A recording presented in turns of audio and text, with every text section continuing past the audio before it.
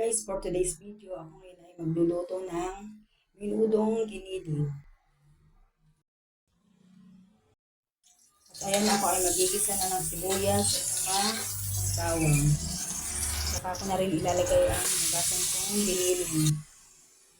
Lalagay ko na rin ang paminta at saka ang laurel.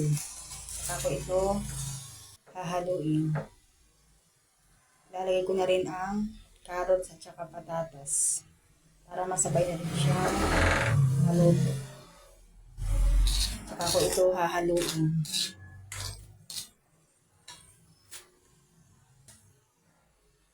At ayan, akin nang ilalagay ang hotdog. Saka ang pineapple tidbits para manamis-namis ang ating minudong giniling. Saka natin ito hahaluin. At saka natin ito tatakpan hanggang sa maluto ang ating minudong giniling. At ayan, luto na ang aking minudong giniling. Hanggang dito ang video. Thank you for watching. Bye-bye!